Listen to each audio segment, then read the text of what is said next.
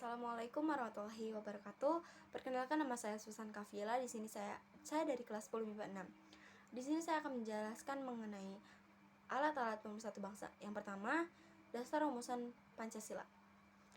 Pada sidang BPUPKI pertama tanggal 29 Mei 1945, yaitu berisikan tentang konsep awal dasar negara Republik Indonesia. Selanjutnya, Bapak Insinyur Soekarno menyampaikan pidatonya pada tanggal 1 Juni 1945 yang berisikan konsep awal mengenai Pancasila menjadi dasar negara Republik Indonesia.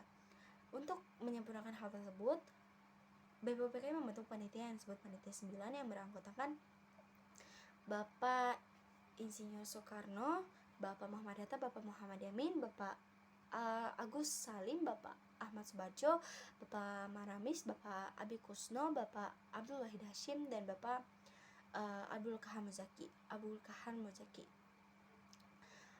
Selanjutnya ada 3 tokoh yang menyampaikan rumusan dasar negara Republik Indonesia, diantaranya dari Bapak Muhammad Yamin. Bapak Muhammad Yamin menyampaikan pada tanggal 29 Mei 1945 yang berisikan secara lisan dan secara tulis. Untuk secara lisan yaitu peri kebangsaan, peri kemanusiaan, peri ketuhanan, peri kerakyatan, dan kesejahteraan rakyat. Untuk secara tertulis yaitu ketuhanan yang Maha Esa, kebangsaan persatuan Indonesia, rasa kemanusiaan adil dan beradab, kerakyatan yang dipimpin oleh hikmat bijaksanaan dalam permusyawaratan perwakilan, dan keadilan sosial bagi seluruh rakyat Indonesia.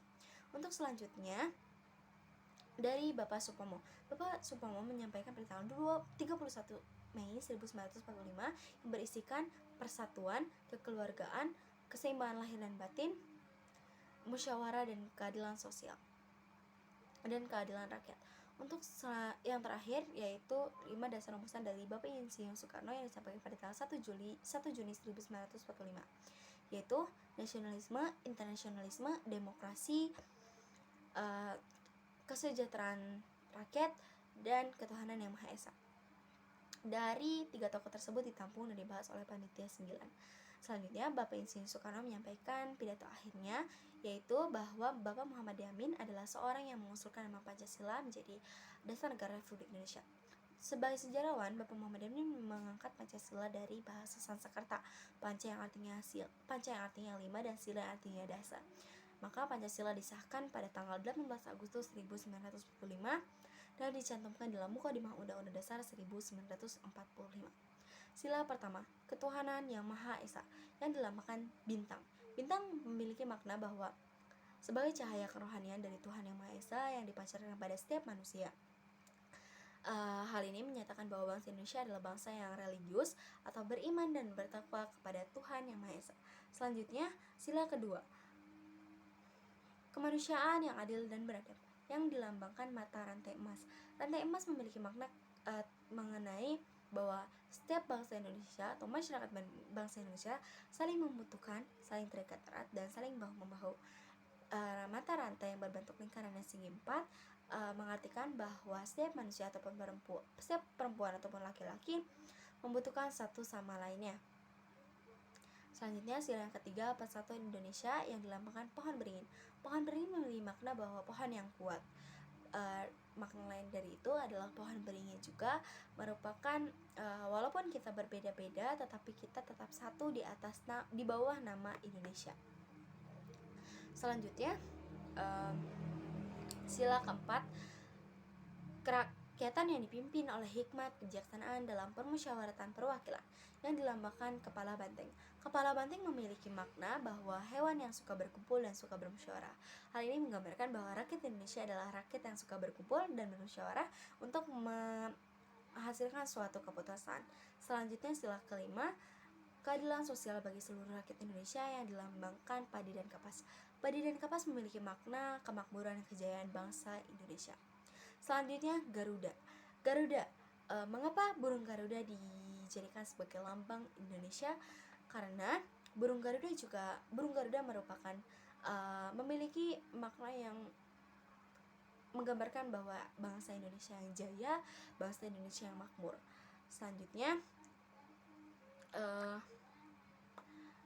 burung Garuda juga merupakan burung atau hewan yang kuat. Selanjutnya, mengapa burung Garuda menengok ke sebelah kanan? Karena orang zaman dahulu ingin bangsa Indonesia adalah menempuh jalan yang benar dan tidak menempuh jalan yang salah. Karena arah kanan merupakan arah yang baik. Selanjutnya, bahasa Indonesia. Bahasa Indonesia awalnya itu ketika para pedagang Indonesia yang secara sadar dan tidaknya mengangkat bahasa Melayu menjadi bahasa Indonesia, yakni menjadi bahasa persatuan kita semua, bangsa Indonesia. Bahasa Indonesia sangat mudah dipelajari dan pahami karena asal usul dan strukturnya berbeda dengan bahasa lainnya. Selanjutnya, bendera bangsa Indonesia. Sang merah putih atau sang saka merah putih yang sering disebut dwi warna atau dua warna. Sang merah putih dijahit oleh Ibu Fatmawati. Selanjutnya, menurut KBBI, bendera merah putih adalah sepotong kain atau kertas segi empat atau segitiga yang dibentuk dari yang diikat kepada ujung tongkat tiang dan dijadikan lambang negara Republik Indonesia. Bendera merah putih memiliki makna merah yang memiliki makna berani atau keberanian, sedangkan putih yang memiliki makna suci atau kesucian. Setelah itu, bendera merah putih dijahit oleh Ibu Fatmawati dan dijahit menggunakan kain katun Jepang. Bendera merah putih pertama kali dikibarkan saat Bapak Insinyur Soekarno memproklamasikan Indonesia di Jalan Pegangsaan Timur nomor 56 pada tanggal 17 Agustus 1945 dan dikibarkan oleh 3 pemuda, yaitu Suhud Sastrokusumo Trimurti, Suhud Sastrokusumo Trimurti dan Latif Hedraningrat.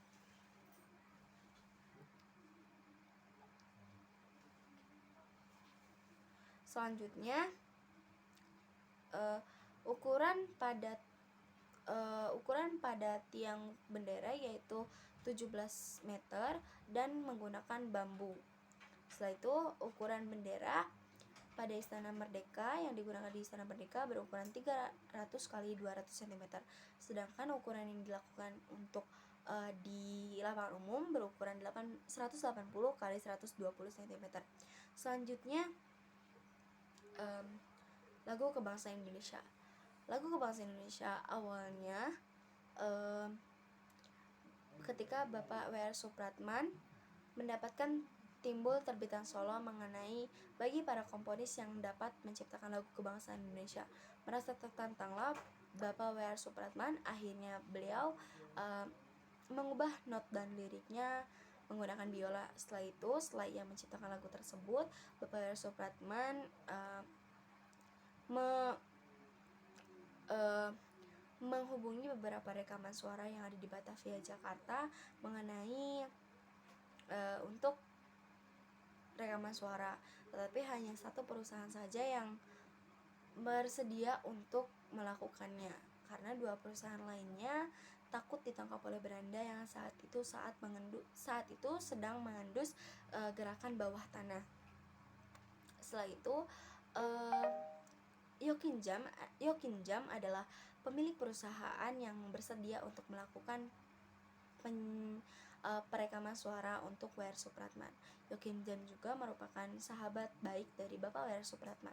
Yokinjam merupakan pekerja paruh pemain biola di orkes popularan pemimpinannya. Setelah itu, Yokinjam mengusulkan kepada Bapak W.R. Supratman agar untuk menyiarkan rekaman menjadi 2 versi, yaitu versi asli yang diiringi biola dan dinyanyikan langsung oleh Bapak W.R. Supratman dan versi keroncong yang dibawakan dengan irama keroncong. Pertama kali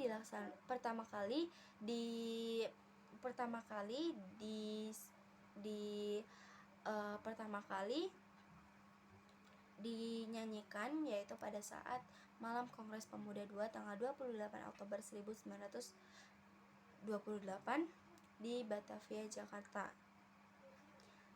dan menggunakan alat musik biola. Di sini saya akan menyanyikan lagu Indonesia Raya 3 stanza. Indonesia tanah airku, tanah tumpah darahku. Di sanalah aku berdiri, jadi pandu ibuku. Indonesia kebangsaanku, bangsa dan tanah airku. Marilah kita berseru, Indonesia bersatu. Hiduplah tanahku, hiduplah negeriku, bangsaku, rakyatku semuanya. Bangunlah jiwanya, bangunlah badannya untuk Indonesia Raya. Indonesia Raya, merdeka, merdeka, tanahku, negeriku yang ku cinta. Indonesia Raya, merdeka, merdeka, hiduplah Indonesia Raya. Indonesia, tanah yang mulia, tanah kita yang kaya. Di sanalah aku berdiri untuk selama-lamanya. Indonesia, tanah pusaka, pusaka kita semuanya. Marilah kita mendoa Indonesia bahagia. Suburlah tanahnya, suburlah jiwanya, bangsanya, rakyatnya, semuanya. Sadarlah hatinya, sadarlah budinya untuk Indonesia Raya. Indonesia Raya, merdeka, merdeka, tanahku, negeriku yang ku cinta. Indonesia Raya, merdeka, merdeka, hiduplah Indonesia Raya. Indonesia, tanah yang suci, tanah kita yang sakti. Di sanalah aku berdiri, jaga ibu sejati. Indonesia, tanah berseri, tanah yang aku sayangi. Marilah kita berjanji, Indonesia abadi. Selamatlah rakyatnya, selamatlah putranya, bangsanya, pulaunya, lautnya, semuanya. Majulah majulah negerinya, majulah pandunya untuk Indonesia Raya. Indonesia Raya, merdeka, merdeka, tanahku, negeriku yang ku cinta. Indonesia Raya, merdeka, merdeka, hiduplah Indonesia Raya. Selanjutnya saya akan menyanyikan lagu kebangsaan, yaitu Satu Nusa Satu Bangsa, yang diciptakan oleh Bapak Al-Malik. Satu nusa, satu bangsa, satu bahasa kita. Tanah air pasti jaya untuk selama-lamanya.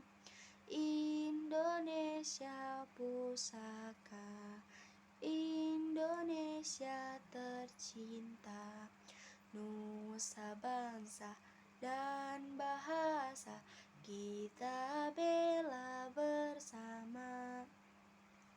Lagu ini memiliki makna bahwa walaupun kita adalah bangsa Indonesia yang nusa yang satu, bangsa yang satu, dan bahasa yang satu, yang yakni Indonesia, bahasa Indonesia. Kita sebagai bangsa Indonesia harus terus membela bangsa Indonesia agar menjadi bangsa yang selalu maju. Sekian presentasi dari saya. Mohon maaf bila ada kekurangan dan kesalahan dari kata-kata saya. Wassalamualaikum warahmatullahi wabarakatuh.